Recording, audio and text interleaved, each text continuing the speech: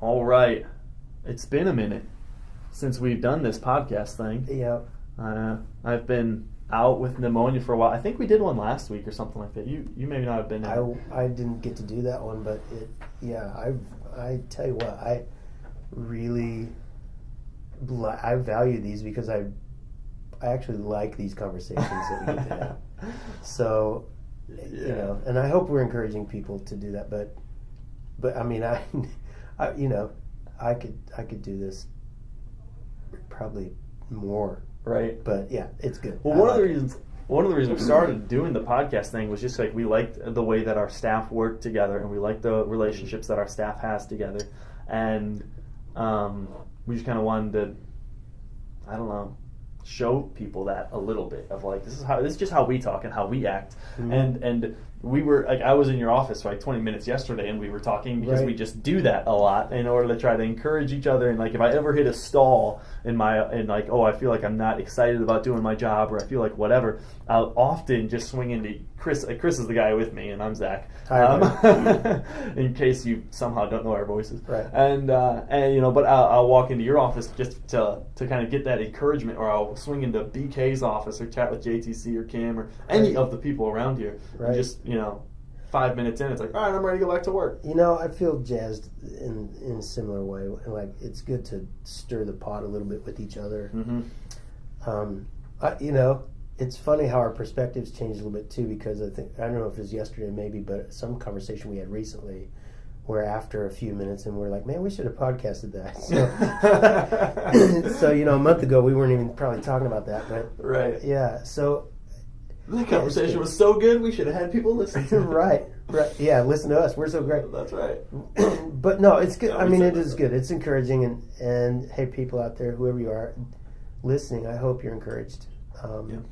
Yeah, I hope you're encouraged by this and to engage with others in a similar way. There are people out there that want to share these kind of conversations with you. Right. So, you know, don't be shy. Well, I know how meaningful it is to me to hear other people just kind of share what's going on in their life. And I'm blessed with the opportunity to do that a lot. It's like, I was just telling you, and I actually just got done with meeting with a college student. And like, I get to meet with these college students whenever they're back for Christmas. I met with like, I don't know, 2 or 3 yesterday, one today, I've got a couple more today. But it's like, it's easily my favorite part of my job because I get to hear whether things are going well or not well, or on that scale or that spectrum of whatever, they're thinking about Christ. And the way that they're thinking about how Christ is working in their lives, whether they're sitting there saying, I need to do more devos, or I feel like I'm good, or they serve, or they're struggling with an idea, or they're struggling with how God wants them to carry something out, or whether or not they just feel like, you know what, I'm just really enjoying God and things are going really well, and I'm enjoying how He's working in my life. Like, that's encouraging to me. And I get to have so many of those conversations. But I feel like so many other people don't get to. Mm-hmm. You know what I mean? If I wasn't working here, and I get to have them, and I'd still get to have them maybe after work or something like that, but so much of my time wouldn't be able to be used to have it. So I think just including people in on these conversations who don't get to be a part of them, but that they get to listen, I just like. I think about like 20 years ago, you know, when podcasting was barely even a thing, the internet was hardly being used for this. Right. And spiritual conversations were things that you sort of had to purpose to do live in whatever environment. Right.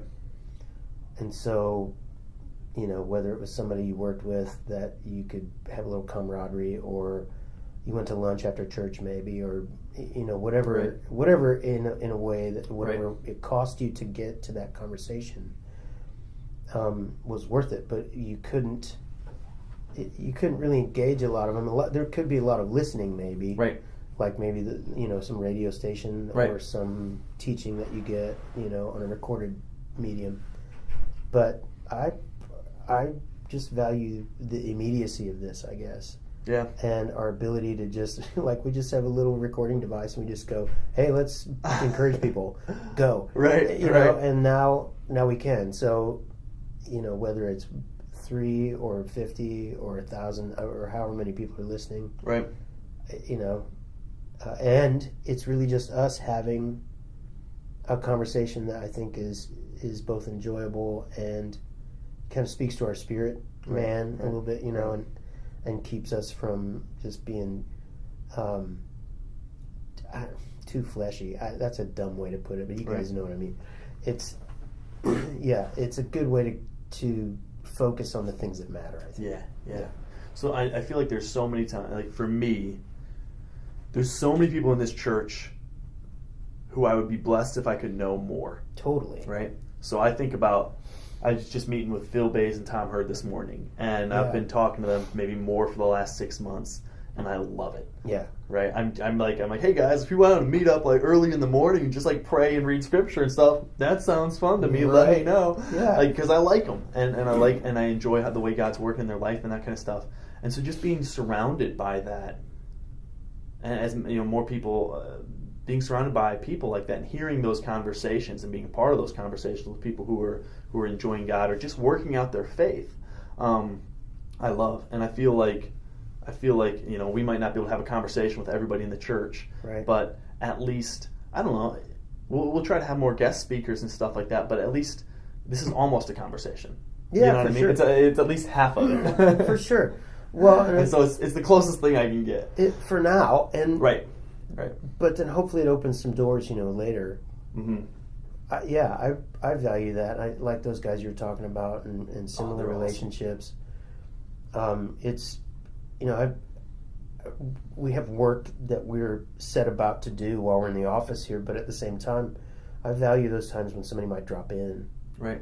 And, they just want to chat or they want to pray or whatever it is. It doesn't have to be heavy all the time. Right. It can just be a situation. Right. Hey, I was driving by and thought I'd pop in. And I think even that can just be encouraging, to see some folks who just kind of pop in and say, hey, I want to pray for a minute. It's good. It's like my favorite. Right? Ultimately, our whole job is relational and discipleship, right? Totally. We want to create relationships and that ultimately between people and Christ, but also between people and people that can point to Christ. Yeah. And so, you got to balance the one-on-ones so that you can talk to as many people as possible so you can influence people, but it's still the best part. You know what I mean? It is. Anyway, if we haven't lost you by now, what's today? The 3rd. The 3rd. Today Happy New Year. Yeah, Happy New Year. That's right. I fell asleep by 11 o'clock. I did not see the ball drop. I did too. Yeah. So, I don't know. I'm a very old 31-year-old. It was New Year sometime. That's right. Yeah. That's right. But we're looking at Isaiah chapter 60 this week. And so on Sunday, I think Pastor C, is he preaching this week? Yes. Do you know? Mm-hmm. And so he's going to be preaching on Isaiah 60 and then something in Matthew 2 that will kind of connect Pontius trying to say Herod. Herod. Herod kind of so that's the gospel part where Herod is like trying to get information from the Magi, and sort of trying to derail them. Yeah, and think about it. You're trying to. We call them the wise men, right? And if they were wise at all, like he's trying to pull the wool over on the wise men. It's really, come on. Yeah. So I like that passage because it reveals Herod's heart, right? But also reveals their hearts, right? And they, whatever they were into before, when they got sort of summoned by God and recognized, they were like, "Oh, we need to go worship God. Right. He's here." And so they laid down whatever else they had and brought their best and went to worship him. And then were not deceived. They weren't tricked, right? And so Herod's like, well, let me know how that goes. Right. And they're like, okay. Right. No. Yeah. And then they went home another way. Right. So, wise men indeed. That's what I'm seeing. Yeah. Well, and, God comes to them too, right? And says, hey, guys, don't go back the same way that you came. Yeah. Right? Yeah. And so... They obeyed, right? They obeyed. That's pretty cool. Right. Yeah. And so then we're looking at Isaiah 60, 1 through 6. Mm-hmm. And Isaiah's talking to the Israelites, really the people of God, right? God's people. And so talking Israel about, then, but all us now. Us now. Yeah. Right, exactly. Yeah, and man, there's so much in these 6 verses. I know. Well, and we've talked about some of it before. So yeah. So on here, and so it starts out and it's just talking about the fact that God has come, but then it says that darkness is over the earth, and over all the nations. And so I guess I'm curious, as we let those small groups have questions, can I ask them a question like, what does that darkness look like? Because I think in order to kind of know what the light is, you kind of got to, to some extent, you got to know what the darkness is. And so what's that darkness look like? How does it affect people? What's the reality of that? And I think that's a hard question. I think so much. So there's real darkness, and I believe that. Yeah. There's real darkness. Oh, yeah. I don't know always if my discernment is accurate towards darkness, probably because I may be a little naive. Right. And partly because I may choose or hope to choose the best, seeing the best in people. Right. Or seeing the best in a situation. But again, understanding that I'm, probably naive sometimes. And so, I might look at darkness often politically. Right.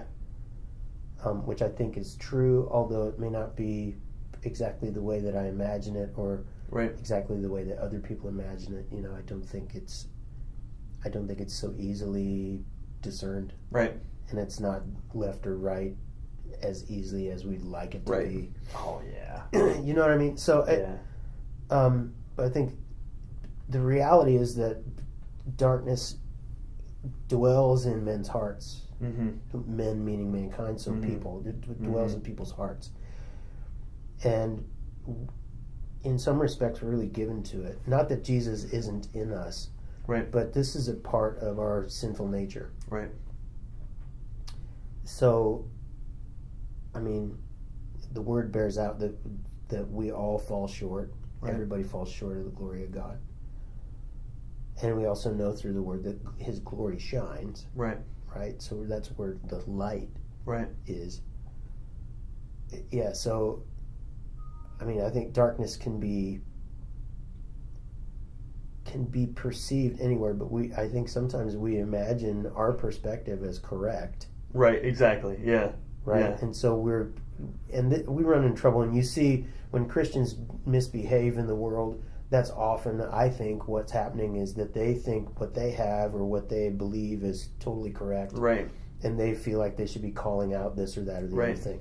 And discerning when you're right and not is huge. And knowing when to act is important. Right. Because I think a lot of times it's like, okay, this is a big deal. I need to act on this. I think it's tricky because so often our motivations might be even, our intentions might be decent, but we don't grasp the fullness of the picture. So we don't understand our own darkness. I don't want to get too metaphysical here, but we don't understand our own darkness well enough to reserve judgment, and even sometimes pray before we act. Right. More than just for 10 seconds, like, okay, Jesus, what should I do? Yeah. But literally, like, reserve judgment, spend some serious time praying, and see then. Yeah. Yeah. Again, go back to the Magi and Herod. I was looking at that passage earlier this week and thinking about the wisdom of the Magi and thinking about how I might have been snowed by Herod myself. Right? Because he frames it. Yeah. Hey, guys, when you find him, let me know where he is so that I can go worship him. Right. That's what he says. And I'm like, well, that's plausible. Right. And who am I to know somebody's heart? Right. Right? That's kind of my bent. Right. So if that's true, then I would have totally gave up, to Herod. Right. And that would have been like what a bonehead thing, right? And it may have clouded my judgment.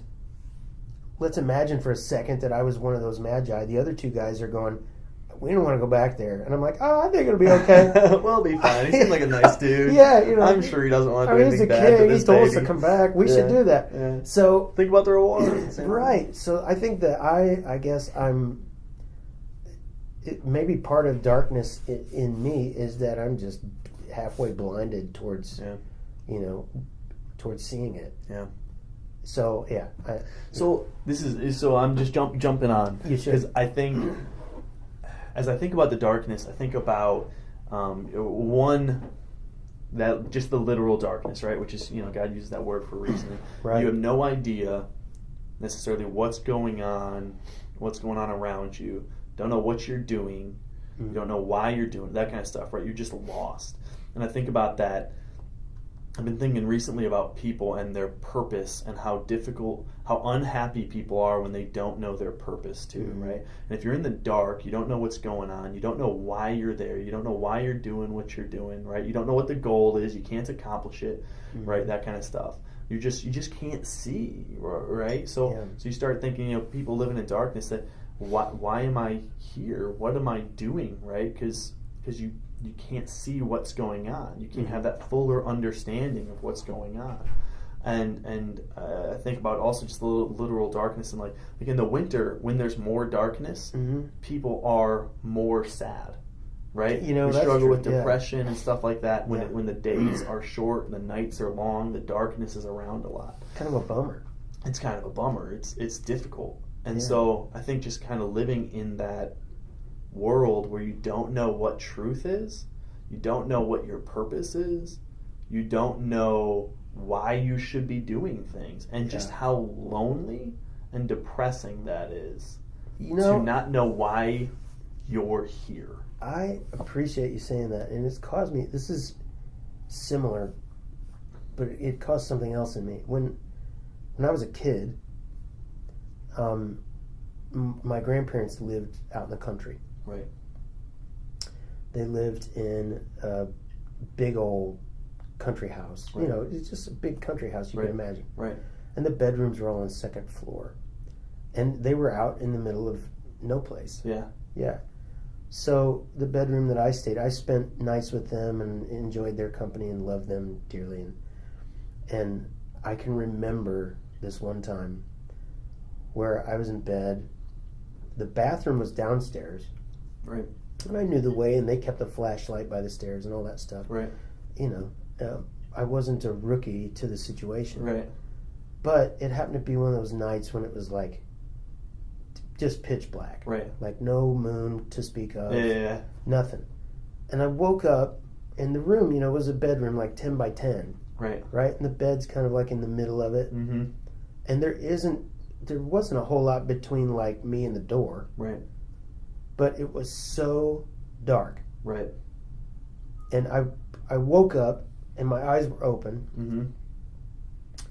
And I could not find my way around that room. Yeah.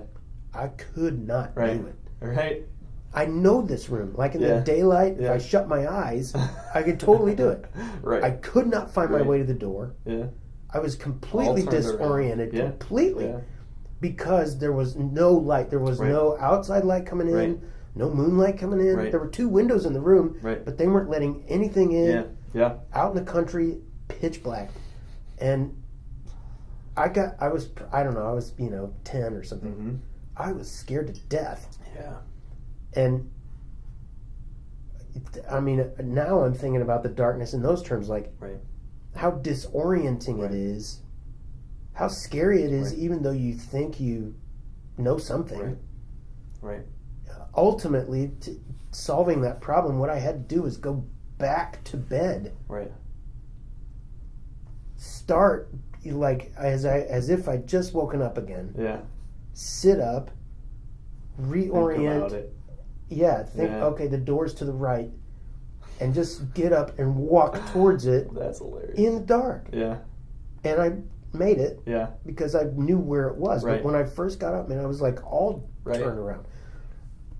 So the fear that was in that room, in me, the absolute pitch black, like I've never been blind, and I have only known a couple blind people, but I can't imagine like in the natural what that feels like, except for those moments that I had, Wow. Yeah. So, that's frightening. Well, and I love so you look at the darkness, and I think about, you're sitting in that room, and you don't know what's there. You don't know if bad things are there. You don't know if good things are there. Right. Right? You don't know where things are just in terms to move around. You're not sure exactly what's going on, right? And then like that light comes, right? And Christ comes, and all of a sudden, right, you understand your identity as that child of His, as that loved human of His. You understand the truth of the purpose, right? Yeah. And why you're here. You understand who He is. You understand that it's safe. All that stuff. And one thing I love is you're hitting on, blind, not being able to see. Like this is only a metaphor, right? The light that Christ brings supersedes the light of our vision, right? Yeah, for sure. You know what I mean? Like you can have this hope while it's still dark outside. Yeah. And when you're sitting in a pitch black room, because this light is so much bigger than that. And I don't know, man. Like just talking to people, especially people who are like new to the faith, and seeing things a little bit through their eyes, where like they were recently in darkness, and now they understand their identity and who Christ is, and like they're significantly happier, right? And so Christ brings us into that light, and I don't know. There's so much more here. There's Isaiah goes on to talk about the fact that other people are going to see that light in that church has, that God's people have, and they're going to come to that light. And so we don't have a ton of time, unfortunately. But thinking about what is it that they see? What is it that they see in people that make them think, I want that? I think that's a great question. I don't know. Like, okay, if I go back in my history and knew someone who I worked with when I was, basically in darkness and not thinking about Jesus at all, and this person was very much a light, but in hindsight, I can see it much clearer. Yeah. She was pleasant and carried herself differently than my other peers. Yeah. Those kinds of things were evident. Right. But I don't know that there was anything that I could name. Right. That I was like, well, I want that. I don't know.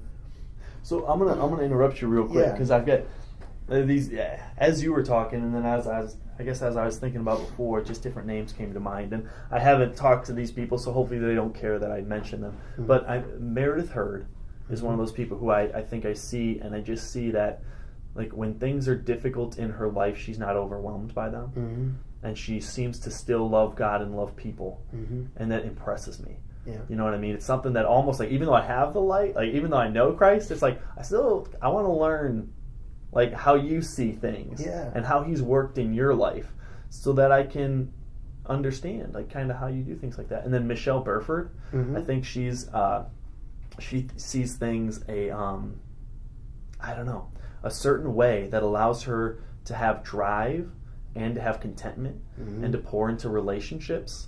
And I've been blessed to be able to have different conversations with her. But you can just kind of see, it's like, oh, I kind of want to learn from those people, right? I want to learn, like, what is it that gives you the drive? What is it that gives you the discipline? What is it that gives you the hope and the joy and the contentment and the whatever? Even though I know you're not perfect, but like, how is it that you see Christ? Like, how is He working in your life that makes you so whatever? So those things. I appreciate those people, and I appreciate those perspectives.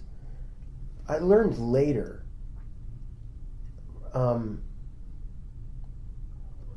I learned later through a pastor, but not through a teaching. And then later still about the word enthusiasm, which is Greek, enthou, which actually means God within. I had no idea. Right.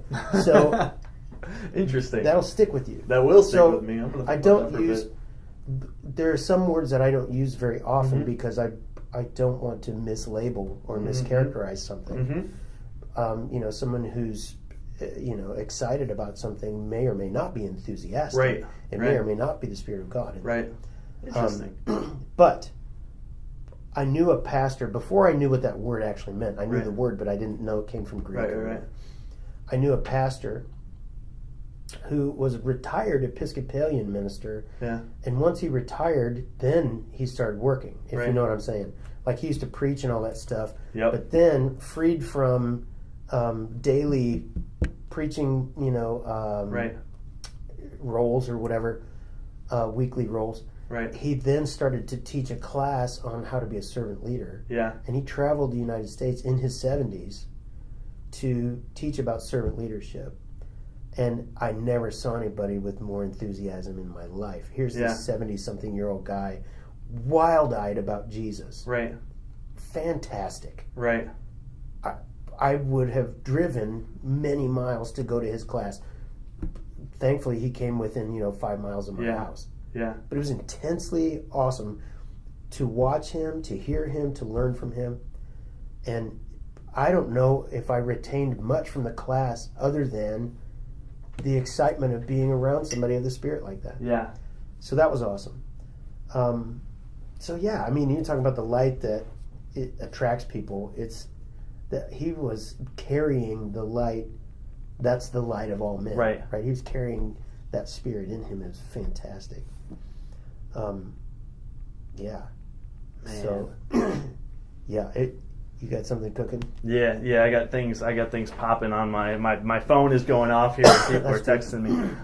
Yeah, sorry, man. No, it's good. And we got to wrap up. Yep. Because I got somebody coming in here shortly too. But yeah, I think I could spend some time thinking about and I want to think too about like who it is that I want to be and yeah, just how I reflect on Christ, so I can reflect that light to other people and yeah, I just want to enjoy Christ for the fullness that He is. And that's what He wants for us. Right. Yeah. All right. Hey, we got to wrap up. Thank you guys for listening. This should be up at 4 o'clock on Thursday, and we'll be having it up again next week for another one. Sounds good. Yeah. All right. We'll catch you guys later. Blessings.